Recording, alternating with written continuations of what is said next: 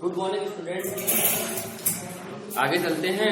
और हमने physical portion करा दिया था, मोस्टली एक चैप्टर रह गया था फिजिकल, कौन सा, केमिकल काइनेटिक्स रह गया था।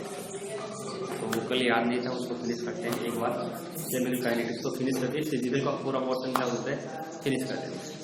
फिर जो भी इसमें छूटा हुआ है, कुछ पोर्शन छोड़ा था मैंने, वो इसलिए छोड़ा था कि अगर सिलेबस कट के आता तो ठीक है, नहीं कट के आया तो 16 तारीख से अभी पता नहीं है, जो भी है देखते हैं। ठीक है, हेडिंग लगाओ। हेडिंग है चैप्टर का नाम है केमिकल काइनेटिक्स।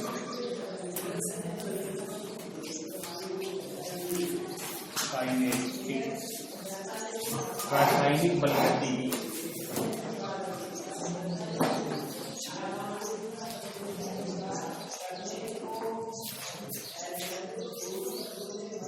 रासायनिक बल गतिकी।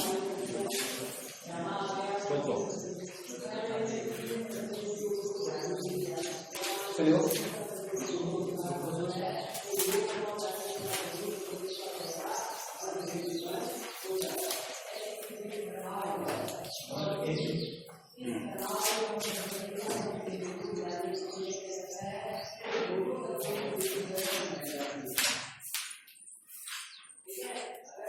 लिखो, रसायन विज्ञान की वह शाखा, रसायन विज्ञान की वह शाखा जिसमें, रसायन विज्ञान की वह शाखा जिसमें किसी रासायनिक अभिक्रिया के वेग, किसी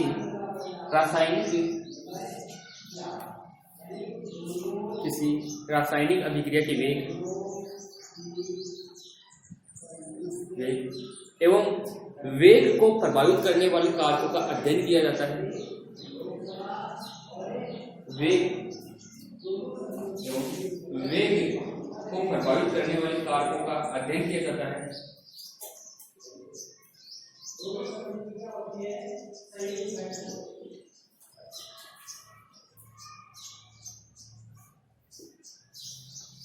रासायनिक बल गति के अंदर रखा गया है। रासायनिक बल गति के अंदर रखा गया है।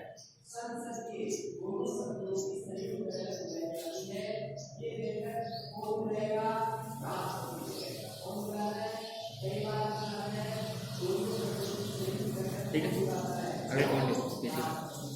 वेग के आधार पर रासायनिक अभिक्रियाओं को, वेग के आधार पर रासायनिक अभिक्रियाओं को 3 भागों में बांटा गया है।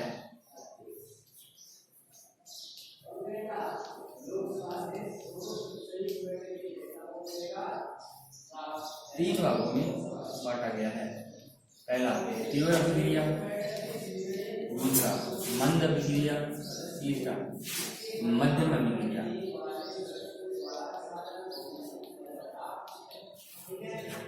पहला तीव्र, दूसरा मंद, तीसरा मध्यम अभिक्रिया।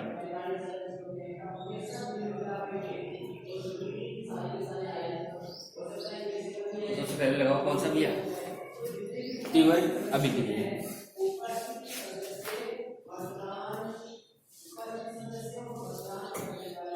और जो स्पीडली मोस्टली रिएक्शन कौन सी होती है, आयनिक अभिक्रिया होती है, तो फटाक से आयनों में टूट जाती है और रिएक्शन कर लेती है। मतलब ऐसी अभिक्रियाएं जिनको संपन्न होने में कुछ एक सेकंड लगते हैं, सही, तो उन अभिक्रियाओं को क्या कहेंगे, तीव्र अभिक्रिया। कुछ अभिक्रियाएं ऐसी होती है जो भैया महीनों से लेकर वर्षों तक संपन्न होती है, जैसे लोहे के जन्म में वर्ष होते हैं, तो उन अभिक्रियाओं को कहा जाता है मंद अभिक्रिया। और कुछ अभिक्रियाएं ऐसी होती है जो भैया कुछ मिनटों में या फिर कुछ घंटों में संपन्न होती है, उन्हें कहा जाता है मध्यम अभिक्रिया। तो सबसे पहले देखो तीव्र अभिक्रिया। देखो वे अभिक्रियाएं जिनका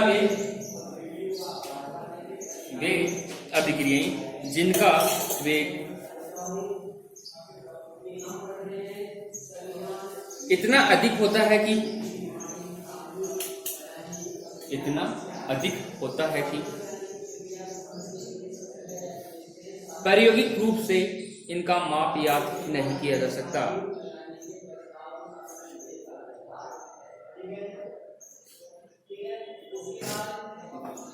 प्रैक्टिकली प्रायोगिक रूप से इनका माप याद नहीं किया जा सकता।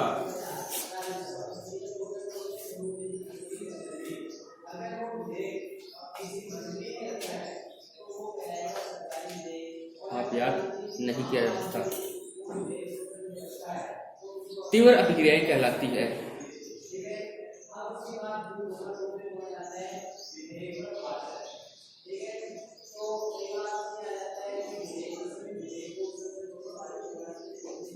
तीव्र अभिक्रियाएं कहलाती है। एग्जाम्पल को जैसे आयनिक अभिक्रियाएं, जैसे आयनिक अभिक्रियाएं,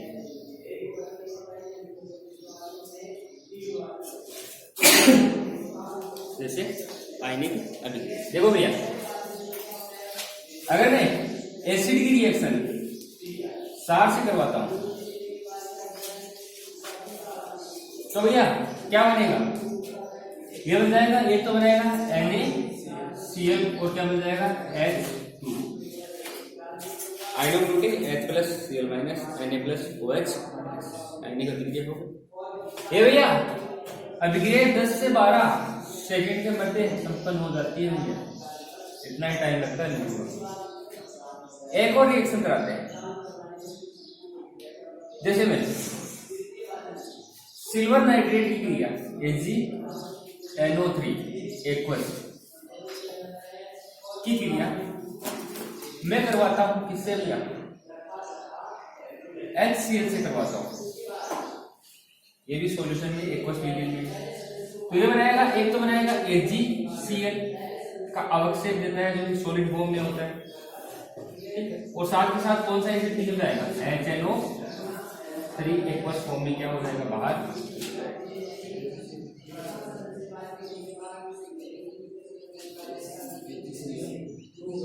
AgCl सिल्वर +1 ऑक्सीकरण अवस्था में पाया जाता है मोस्टली, ठीक है। तो यहाँ पे ये भी किससे टूटते हैं? आयनों में टूटते हैं, Ag+1 में, और ये टूटेगा NO3- में, ठीक है। ऐसे ये H+ आयन में और ये Cl, मतलब मोस्टली जो आयनिक अभिक्रियाएं होती है वो कैसी होती है? तीव्र अभिक्रियाएं होती है।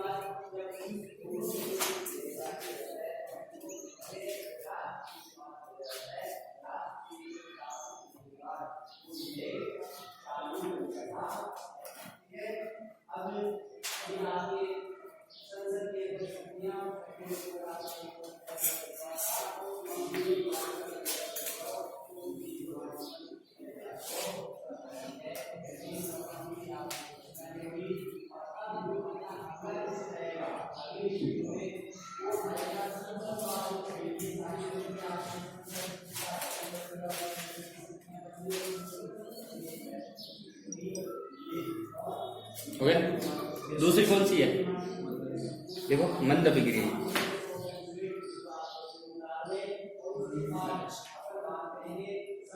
इसमें देखो वे अभिक्रियाएं जिनकी गति बहुत कम होती है,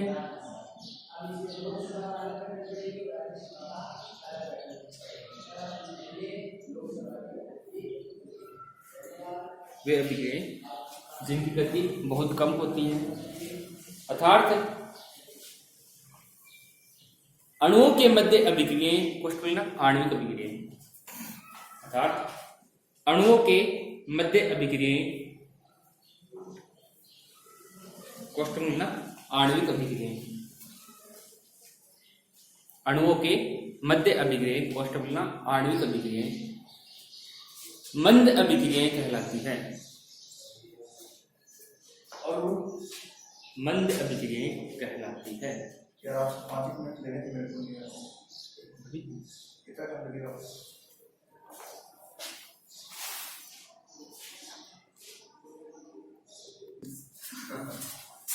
तो ये हो गई आयनिक अभिक्रिया। ठीक है, अगली कौन सी थी? मंद अभिक्रिया, जिनमें अभिक्रिया की गति क्या होती है? बहुत कम होती है। जैसे अणुओं के मध्य आणविक अभिक्रिया क्या कहलाती है? मंद अभिक्रिया कहलाती है। ठीक है, उदाहरण लिख लो। जैसे चट्टानों का क्षय होना, मतलब चट्टानें धीरे धीरे क्या होती है? अपघटित होती है ना, तो भैया कई वर्ष लग जाते हैं इनमें। चट्टानों का क्षय होना, कॉमा कार्बन का हीरे में रूपांतरण होना, कार्बन का हीरे में रूपांतरण होना।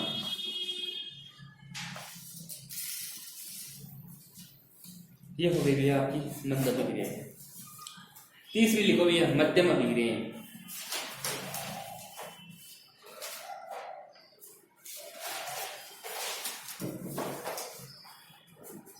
देखो, वे अभिक्रियाएं जो कुछ मिनटों से लेके घंटों में पूर्ण हो जाती है।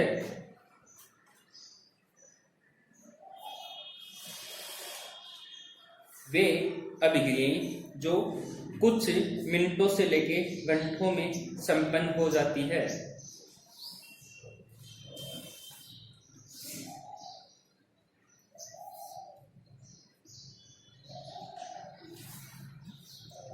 इन अभिक्रियाओं का वेग मापा जा सकता है। अगला पॉइंट, इन अभिक्रियाओं का वेग मापा जा सकता है।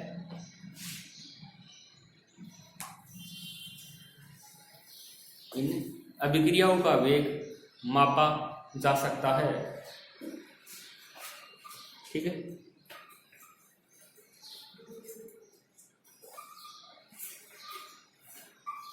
आगे लेना अगला पॉइंट, केमिकल काइनेटिक्स। रासायनिक बलगतिकी में ऐसे देखो, रासायनिक बलगतिकी, रासायनिक बलगतिकी भौतिक रसायन की वह शाखा है।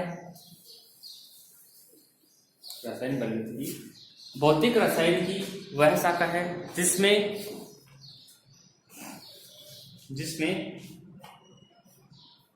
अभिक्रिया के वेग को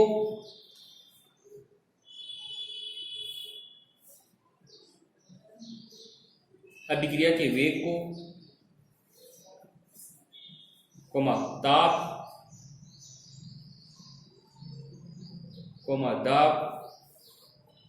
एवं अभिक्रिया के वेग को दाब एवं सांद्रता की विभिन्न अवस्थाओं से मापकर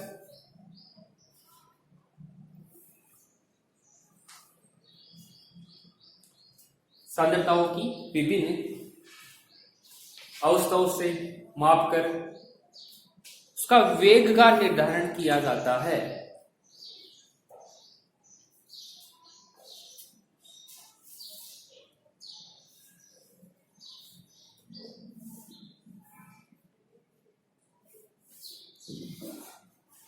वेग का निर्धारण किया जाता है।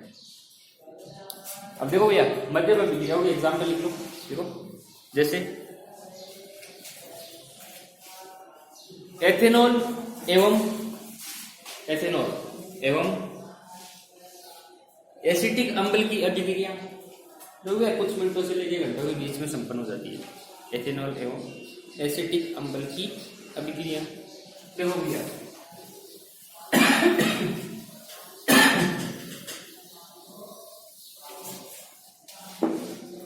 नेचुरल की बात बताऊं, फॉर्मूला क्या होता है? C2H5OH। भैया इधर देखो, मेथनॉल की बात, एथेनॉल की बात करता हूँ, कितने कार्बन? 2। तो मेथ एथ OH समूह लग गया, तो मतलब क्या बढ़िया है? एथेनॉल। एथेनॉल की क्रिया किससे करवा रखी है मैंने? एसिटिक एसिड से। एसिटिक एसिड क्या होता है? CH3COOH ये होता है। ये रहा CH3, ये रहा C डबल बॉन्ड OH।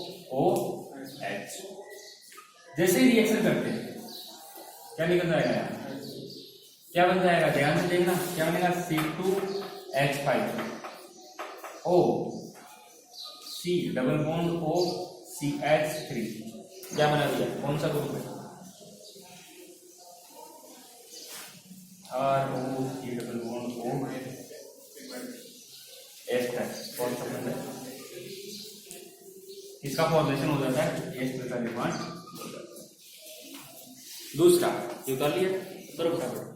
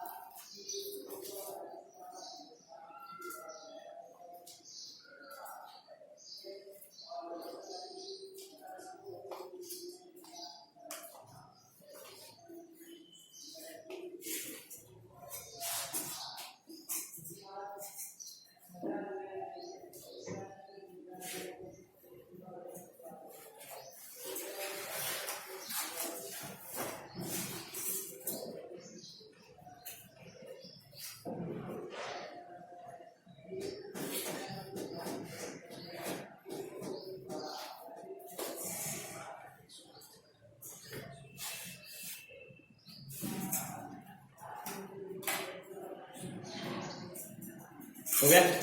दूसरा लिखो, हाइड्रोजन पेरोक्साइड H2O2 का अपघटन, हाइड्रोजन पेरोक्साइड H2O2 का अपघटन। दूसरा एग्जाम्पल H2O2 हाइड्रोजन पेरोक्साइड, जैसे अपघटन होता है तो एक होता है, एक तो जल में H2 प्लस O2 ऑक्सीजन में टूट जाता।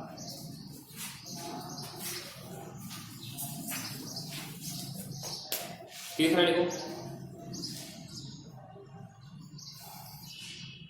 नाइट्रोजन पेंटा ऑक्साइड का अपघटन,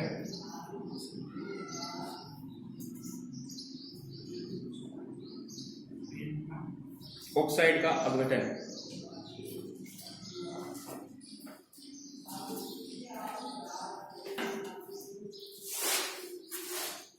नाइट्रोजन पेंटा ऑक्साइड का अपघटन। N2O5 ये टूटता है नाइट्रोजन डाइऑक्साइड प्लस ऑक्सीजन में टूटता है। ये जो सारी अभिक्रियाएं होती है एग्जाम्पल के रूप में करा रहा हूं, ये कौन सी अभिक्रिया होती है? मध्यम अभिक्रिया, मतलब इन अभिक्रियाओं का अध्ययन हम कर सकते हैं। तो भैया ये हो गया N2O5 नाइट्रोजन पेंटा ऑक्साइड, ये टूटती है किस किस में? एक तो टूटता है नाइट्रोजन डाइऑक्साइड NO2 प्लस में टूटता है ऑक्सीजन O2 में टूटता है। ठीक है, बैलेंस कर दो भैया। 2 कितने नाइट्रोजन हो गए? 4 हो गए, तो 4 NO2, 4 2 8 2 10 10 करिए।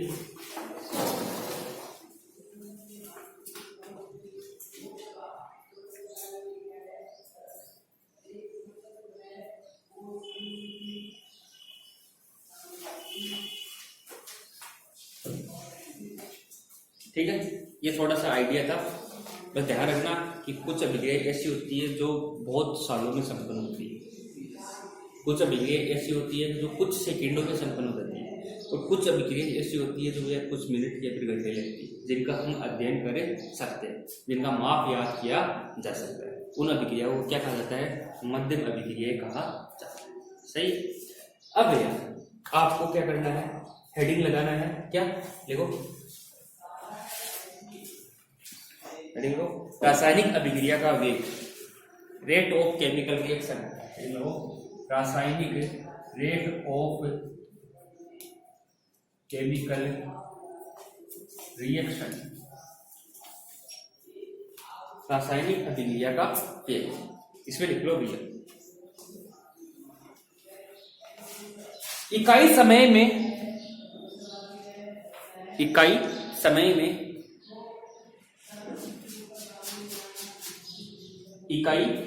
में किसी अभिकारक या उत्पाद की,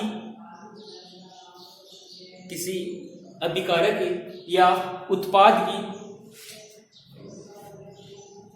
किसी अभिकारक या उत्पाद की सांद्रता में हुए परिवर्तन को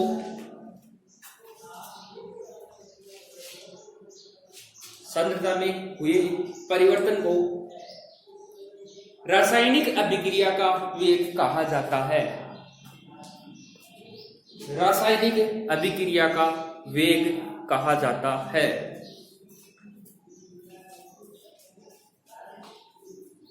रासायनिक अभिक्रिया का वेग कहा जाता है। आगे पैराग्राफ चलते हुए लिखना। अभिक्रिया के वेग को दो प्रकार से व्यक्त किया जा सकता है।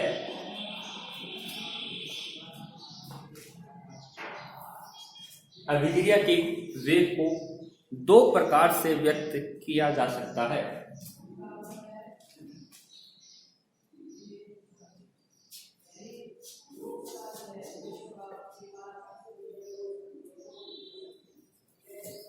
पहला देखो, अभिकारक की सांद्रता में कमी।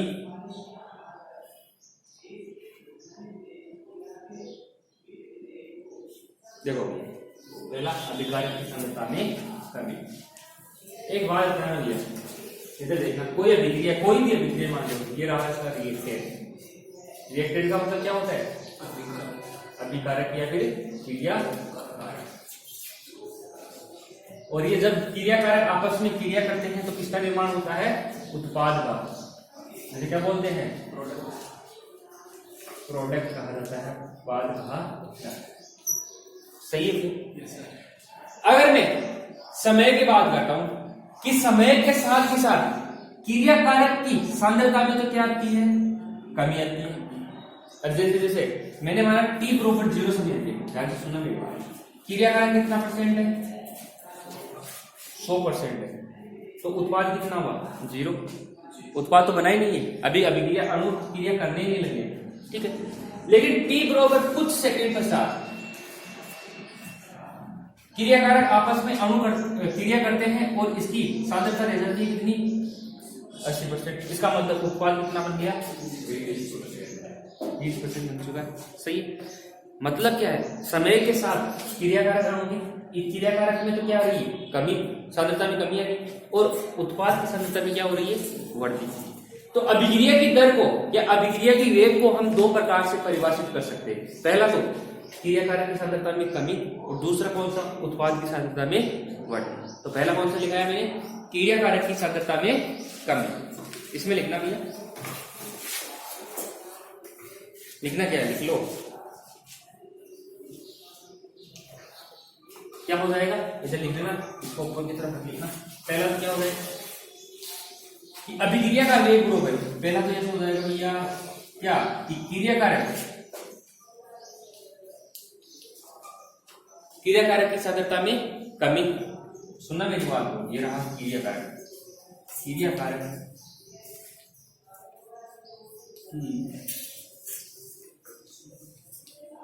सांद्रता में कमी बटा कमी में लगा समय। कितना समय लगा है? ठीक है, कमी में लगा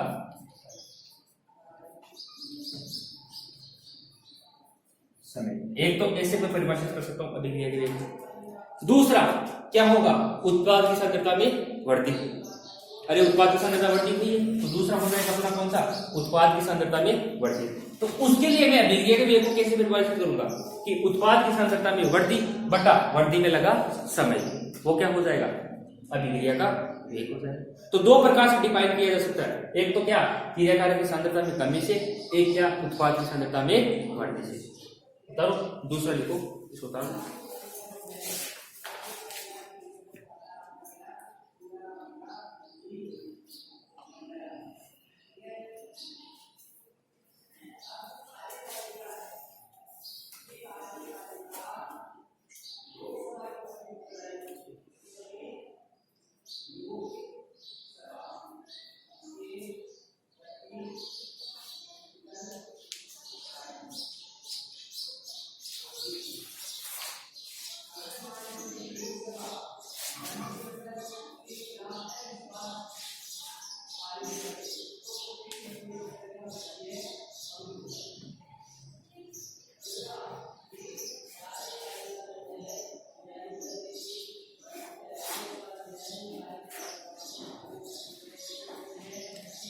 दूसरा लिखो,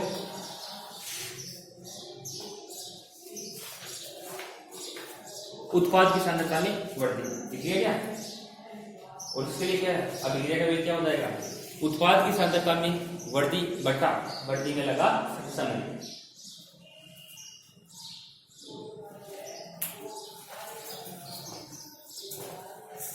उत्पाद की सांद्रता में वृद्धि बटा वृद्धि में लगा समय क्या हो जाएगा, अभिक्रिया का वेग हो जाएगा। ठीक है जय, आगे लिखो पैराग्राफ से लिखना। रासायनिक अभिक्रिया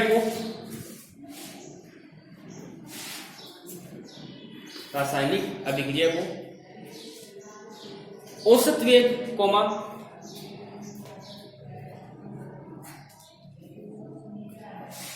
ताक्षणिक वेग कोमा प्रारंभिक वेग के रूप में व्यक्त किया जा सकता है। प्रारंभिक वेग के रूप में व्यक्त किया जा सकता है।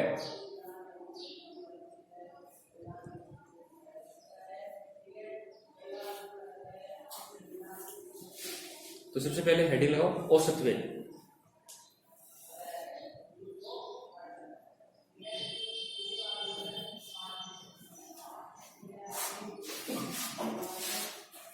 हेडिंग लगाओ औसत वेग।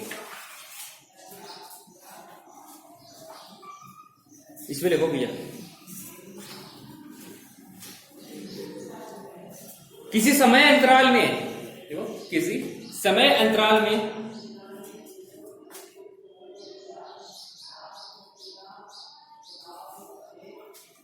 अभिकारक एवं उत्पाद की सांद्रताओं में परिवर्तन, किसी समय अंतराल में अभिकारक एवं उत्पाद की सांद्रताओं में परिवर्तन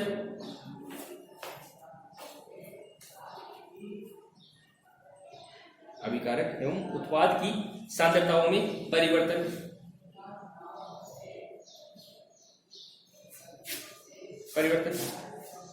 अभिक्रिया का औसत वेग कहलाता है।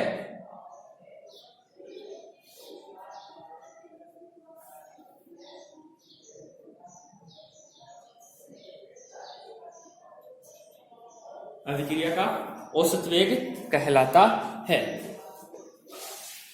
ठीक है भैया, देखो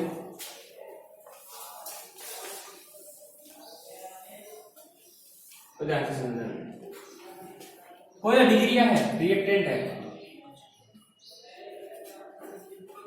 और वो कन्वर्ट होता है किसमें, प्रोडक्ट में। ठीक है, मैंने अगर t इक्वल टू 0 समय लेता हूं तो ये तो कितना परसेंट रहेगा, 100% रहेगा क्रिया का। उत्पाद कितना रहेगा, 0 रहेगा। अगर t इक्वल टू 1 मतलब कुछ समय पश्चात, कुछ सेकंड पश्चात मैंने t1 समय लिया और इसकी क्रियाकारक की जो सांद्रता है वो कितनी रह गई, R1, और उत्पाद की सांद्रता कितनी बन गई, T1। सही। कुछ समय पश्चात कितना समय आया, T2, तो क्रियाकारक की सांद्रता कितनी हो गई, R2, और उत्पाद की सांद्रता कितनी हो गई, T2। अरे औसत वेग का मतलब क्या होता है, हम सोचते नहीं क्या, जैसे कोई गाड़ी है उसका औसत वेग निकालते हैं, मतलब एक समय धीरे चलती है, एक समय स्पीड से चलती है, लेकिन उसका औसत कितना है, मतलब एक तो 30 किलोमीटर पर आवर से चल रही है, ठीक है, एक चल रही है 60 किलोमीटर पर आवर से चल रही है, इसका औसत कितना हो गया, मैंने माना 45 किलोमीटर पर आवर से चलेगी, यही होगा। तो एवरेज निकालना है, ये जो वेलोसिटी है अभिक्रिया की वो कितनी चल रही है, तो एवरेज लगाने के लिए मैं पहले बोल रहा हूं कि औसत वेग इक्वल टू, ध्यान से सुनना मेरी बात को, औसत वेग इक्वल टू क्या हो कि क्रियाकारक की सांद्रता में कमी, क्या हो जाएगा, क्रियाकारक की सांद्रता में कमी बटा कमी में लगा समय, यही होगा।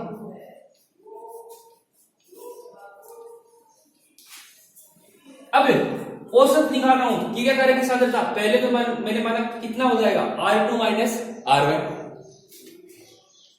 तो इसको मैं ऐसे लिख सकता हूं डेल V औसत वेग, इसी तरह एवरेज लिख दो कितना R2 माइनस R1 और समय T2 माइनस T1, इसको ऐसे लिखा जा सकता है del R upon del T। सही है। अब आपको सबको पता है कि क्रिया कार्य की सांद्रता में हमेशा क्या होती है, कमी होती है, तो इसको मैं कमी को -3 से प्रदर्शित कर सकता हूं और उत्पाद की सांद्रता के लिए क्या कर सकता हूं, प्लस का चिन्ह, कि उत्पाद हमेशा समय के साथ क्या होता है, बढ़ता रहता है। तो ये तो आ गया हमारे लिए औसत वेग क्रिया कार्य के लिए। सही है। अगर मैं इसी को उत्पाद के लिए कन्वर्ट करना चाहता हूं तो औसत वेग क्या आएगा, उत्पाद की सांद्रता में वृद्धि बटा वृद्धि में लगा समय, मतलब क्या हो जाएगा T2 माइनस T1 बटा T2 माइनस T1, मतलब del P upon del T। अब डेल P वो पॉजिटिव आएगा नेगेटिव, पॉजिटिव, पॉजिटिव क्यों आएगा, क्योंकि उत्पाद की सांद्रता में क्या होती है, वृद्धि होती है। उत्पाद वाला आप कर देना, उत्पाद वाला आप करो।